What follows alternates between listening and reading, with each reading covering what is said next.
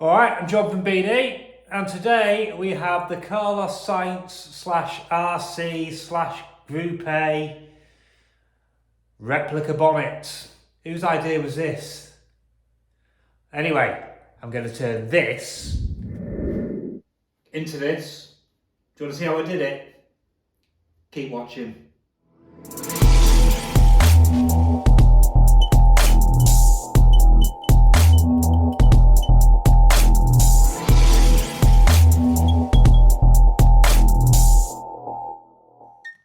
Oh, the joys of bodywork. Right, more work needed. The front trim that goes on the bonnet. Obviously this fiberglass one is a lot thicker at the end where this fits on. So I've had to, excuse me, I've had to trim a lot of this down. I've had to put the trim on, tape it in place, because the original one bolts from underneath and the bolts are very small. This is obviously a lot thicker. I didn't want to be messing around with bolts, so that's on. I've fiberglassed it first, I've fitted it, I've taped it, I've left it overnight. So now in theory, when I pull this off, I should have a perfect reference mark which I can bodywork to. Bish bash bosh. Let's have a look, let's take it off and see what it's like. This isn't the easiest. So you see what I've done? It means when I remove this, that the fiberglass there along this line, after it's had a trim, is in place. So this trim will fit on perfect. But the only problem I've got is, I maybe should have separated it when it wasn't quite dry. Because now it's a bugger to get off. Can you see it's coming here? Let's keep going. So you can see now where obviously the green fiberglass is. I've caught the bloody seal taking it off and gutted. Anyway, you can see now when we take it off, it's now got the fittings where the bolt holes would be. And you can see now if we bodywork up to that line, it needs tidying up. But now when this fits on,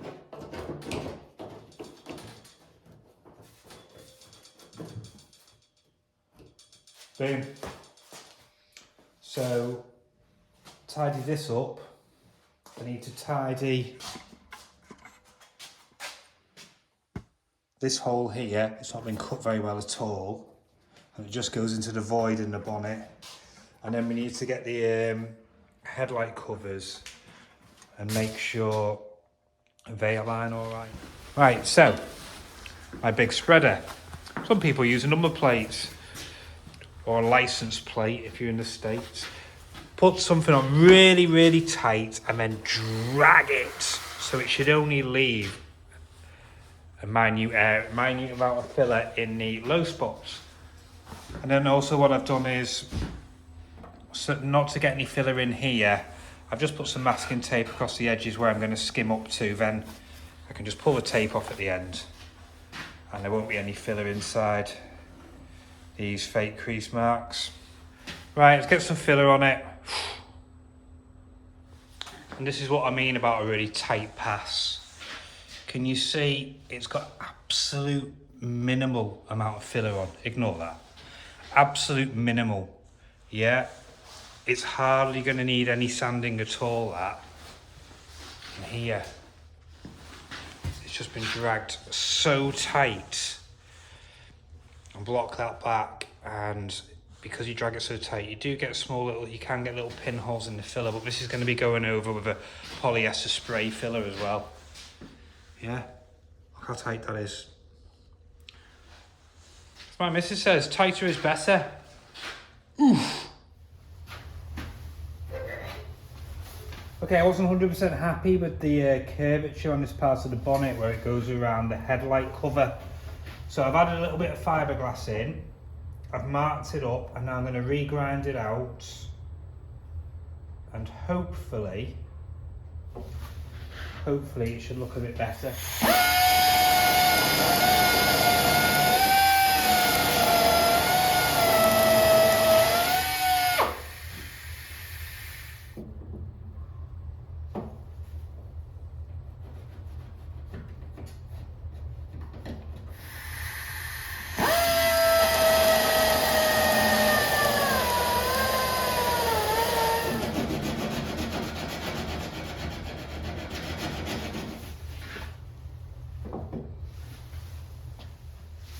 Right, that's all tidied. That radius now meets that radius. We hold it up where approximately I feel it is. There you go. Obviously that needs to be pulled a bit tighter, that trim there, and this one does too. But yes, it's a lot better, and it's things like that that make a difference. Good job I checked really, isn't it? Okay, there we go. I think that's the majority of the bodywork done. It's not the prettiest down here, but that is covered by the trim. The main thing is the trim fits on snug and stays put. So yeah, it's been a lot of hours. I'm going to get one good coat of polyester spray filler on it, and then it'll be ready for a block, and then we can get some primer on it.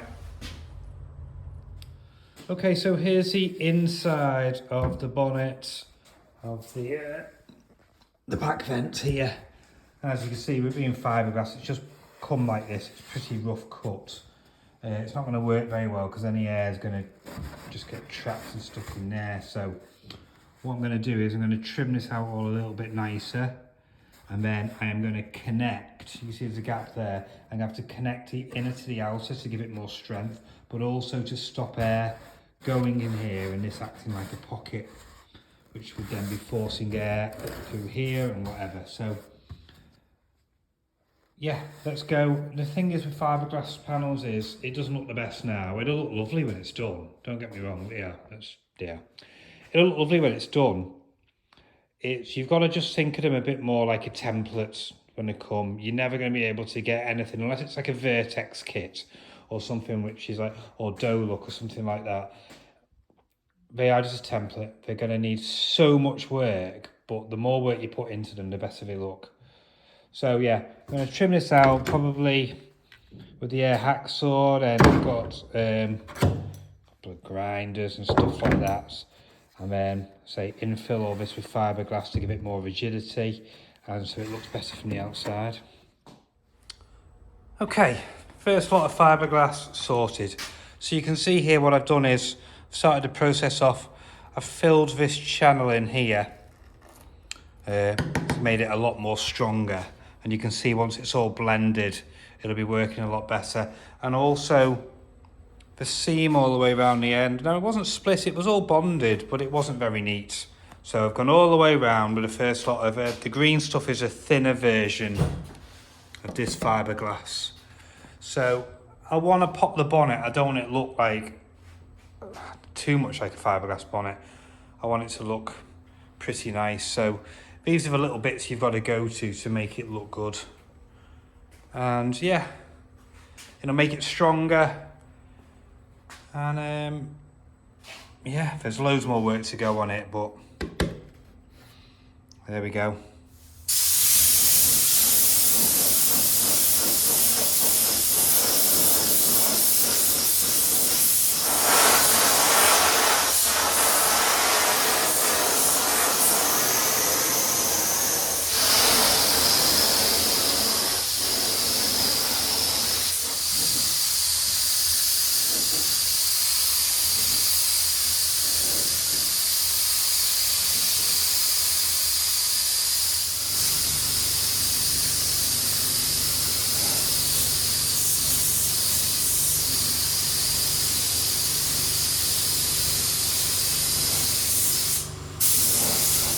Okay, there it is in poly. I'm going to leave that now for a good few days, let everything settle, and then I can block it down, get it ready for some black primer. The vents and all that look pretty good. There's a few little touch-ins I've done. There's a few little pinholes, so you can see there that I've touched in, just let a little bit drop in with the tip of a brush. And there too, a couple of little bits there, just to fill the pinholes. Let it flow in. Yeah, it looks nice. Right, the polyester spray filler has been dry for a few days now. I've been sanding it or blocking it. It is very important to use blocks at this stage. If you use your hands, you can use your hands lightly in some areas, but what you can tend to do is you can not only put grooves in where your fingers are, but also it's easy to follow any imperfections with your hand. A block is flat, and, well, it's not going to flex, is it? So, different blocks for different areas. A nice curved one for going up on the curves and round here, and then flat one, obviously for flatter areas. And then important to getting these grooves to make these a bit more defined as we're being a fiberglass. Really important to get this stage really good. I'm blocking this with 180. These are the Abronet discs. They're a lot better. They kind of cut through the filler rather than sand it. They last a lot longer. Once I've done this, I'll go over it with the orbital, probably with a 240 on there. And then it's ready for primer. And because this has been blocked and blocked and blocked, when I put the primer on, a lot like I did with the car, I can put the primer on a lot thinner and it won't need blocking afterwards. It will just need a quick flat, which can actually probably be done by hand because it'll be done with like 600 wet. Yep, definitely worth the extra effort I'm going to. I want this bonnet to look as close to an original as possible. And just before we prime it, I thought it'd be a good idea to get the mesh sorted for the bonnet vent here. So what I've done is, in between the two different layers of fiberglass, you can see there, I've inserted these bits of 1mm welding wire and before fiberglassed it, so they're going to be used as clips that just bend over. I don't know how long it'll last. They only have to work once. I've had some mesh lying around for a while, I've been saving it. So I've put it on. I'm now going to mark around with a chalk pen to get the basic size, and then that's done, and I don't have to be messing around with it when it's all been freshly painted. Right, you're going to hit the bonnet with some black primer. We're going to use it a bit more like a surfacer, so we're going to thin it down a bit because it's not covering a lot of repairs, and we're not going to have to block into it too hard. So we're going to lay it down just over 1.3. We've thinned it down a little bit, about 20%. And we're going to use the Sainz X5500 RP. All right.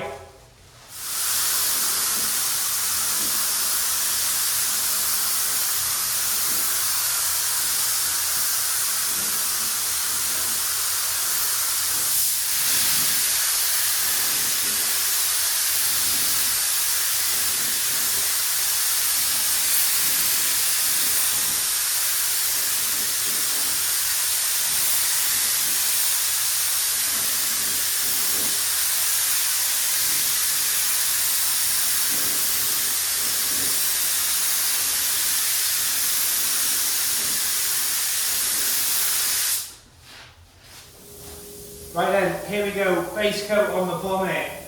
As you can see, I've masked off the underneath, so I painted the underneath first. Don't ask.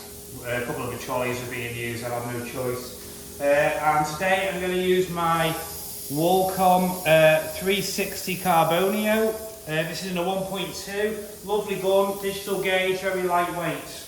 Right, I'm going to put my first coating on a little bit light. I don't want to put it on too heavy, because I don't want to get any little reactions straight away. So here we go, wish me luck.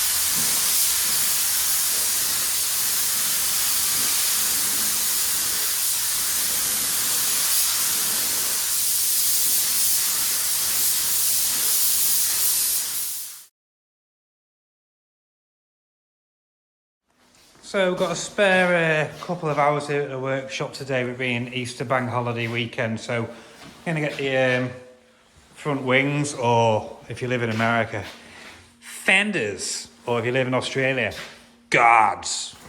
Get these all sorted, and I'm going to epoxy the inside, rust treated, and removed any rust that's been building up over the last 25, 27 years. And we're going to epoxy the inside, then we're going to stone chip it, and then we're going to prime the whole lot, and then get it ready for top coat, more painting.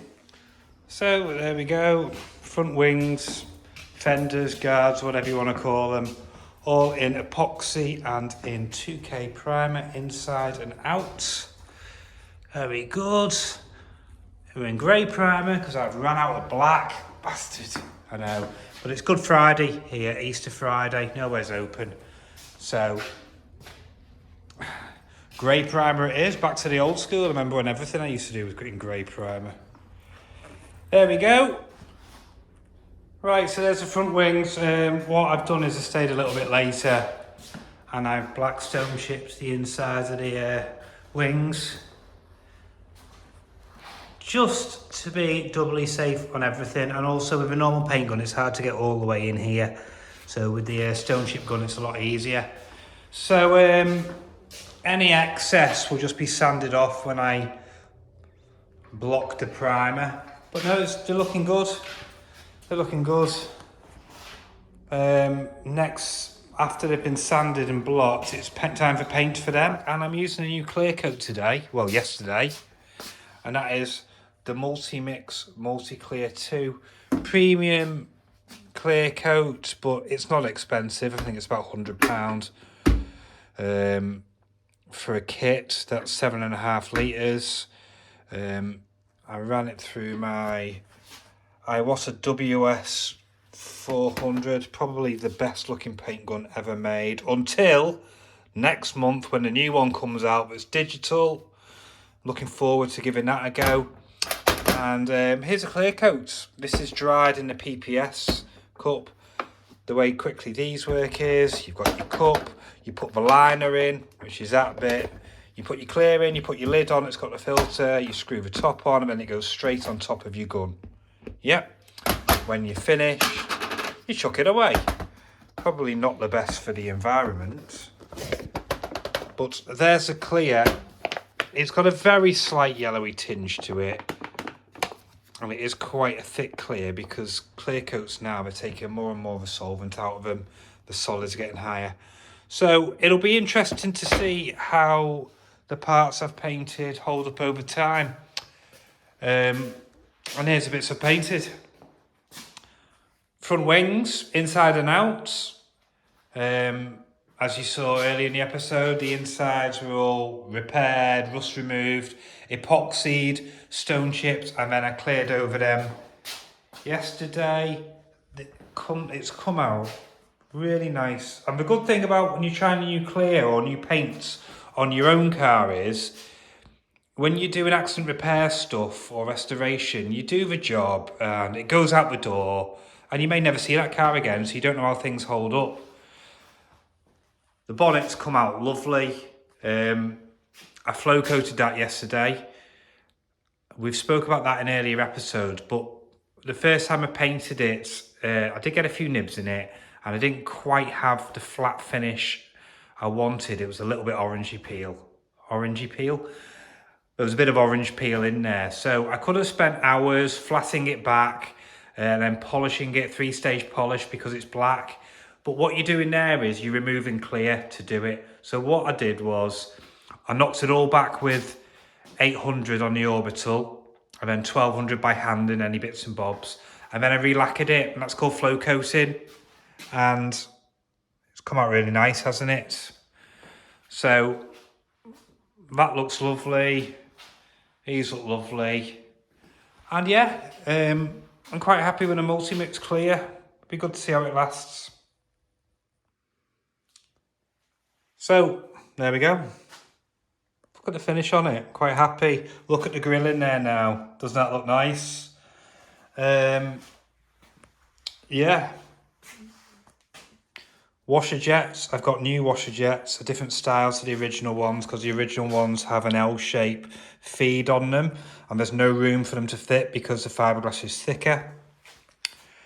But yeah, it looks lovely, doesn't it? This is all fitted now, just in place. I probably will bond it on as well. And there's a bit I need to redo the seal there a little bit. And all this extra work here has all been worth it. You know, all the hours of blocking, you know, it's been a tremendous amount of work, but look at that. It looks great, doesn't it? So there we go. Fiberglass bonnet, hood, whatever you want to call it. Was it worth it? Well, yes and no, because yes being, this has got to be one of the greatest bonnets of all time, hasn't it? It looks fantastic. And to buy a genuine one would have been over €1,000, you know. But the time I put into this, I've got over 40 hours prepping, bodyworking, fitting, you know, painting it.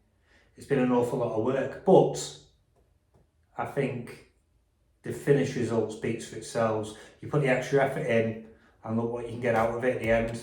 Alright guys, you take care of yourselves. I'll see you soon.